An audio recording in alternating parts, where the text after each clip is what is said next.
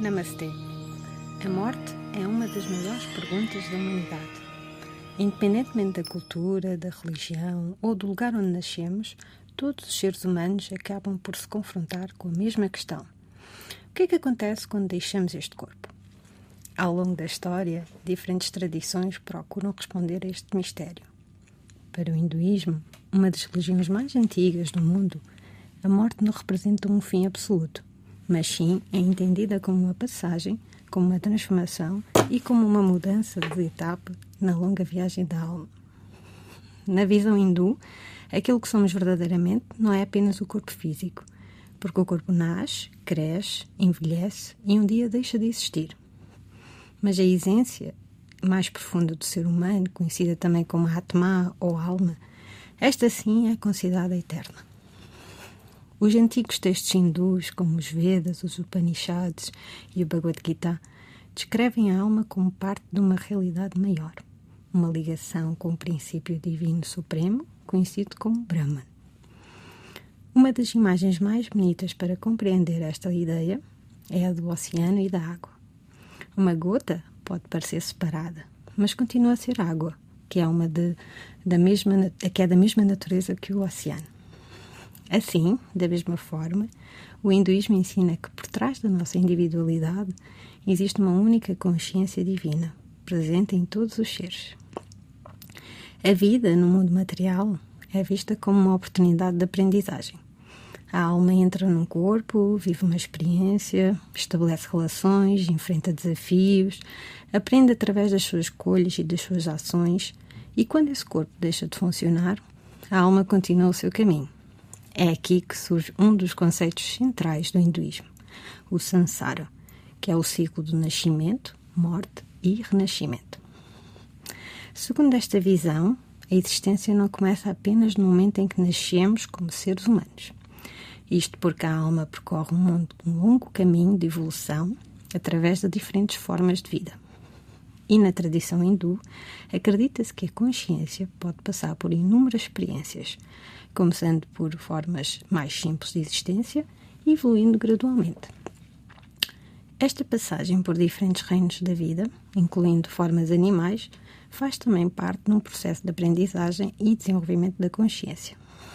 Alcançar a existência humana é considerado uma oportunidade muito especial, porque o ser humano ele é visto como um único ser capaz de refletir sobre a própria existência, distinguir o certo do errado, procurar conhecimento espiritual e aproximar-se do divino.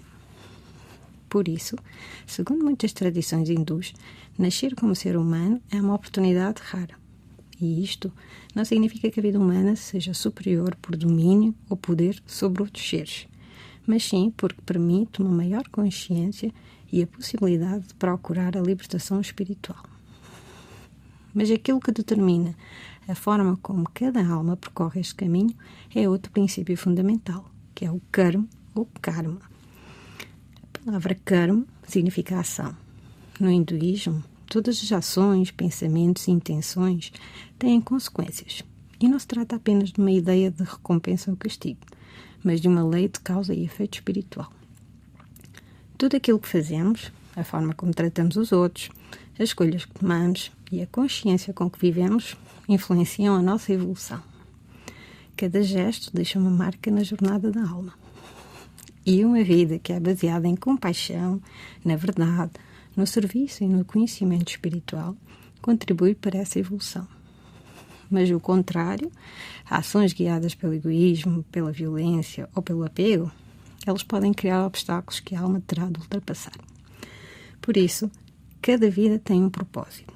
Cada encontro, cada dificuldade e cada experiência podem contribuir para a aprendizagem da alma. Segundo esta visão, as almas continuam a nascer e a regressar ao mundo enquanto houver aprendizagens por completar e crescimento espiritual a alcançar.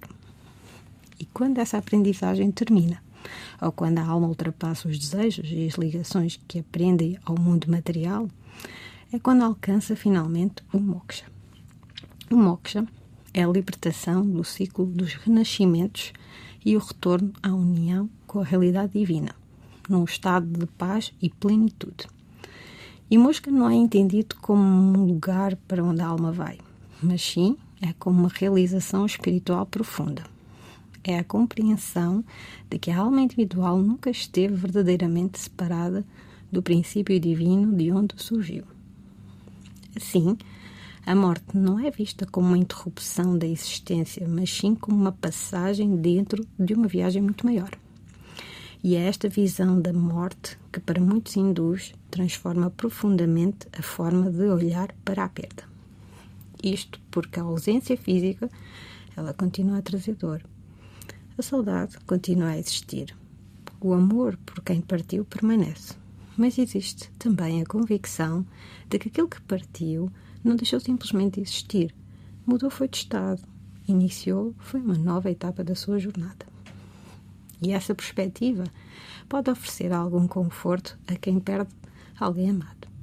A sua memória, o seu amor e tudo aquilo que foi partilhado continua a fazer parte desta ligação. E assim, a morte, ela é encarada como uma separação definitiva, mas sim como uma transformação. É dentro desta compreensão espiritual que surgem também os rituais funerários hindus. O ritual tradicional da despedida é conhecido como Antim Sanskar, ou última ofrenda. Para a tradição hindu, a morte não representa apenas o fim de uma vida biológica. É um momento de passagem em que a família procura acompanhar simbolicamente a alma naquele novo caminho. A preparação do corpo, ela é feita com um profundo respeito. O corpo é lavado, purificado e vestido com roupas limpas. Não é visto como algo sem valor ou como algo que deixou de ter importância, mas pelo contrário. Este é honrado como um veículo através do qual a alma viveu aquela existência.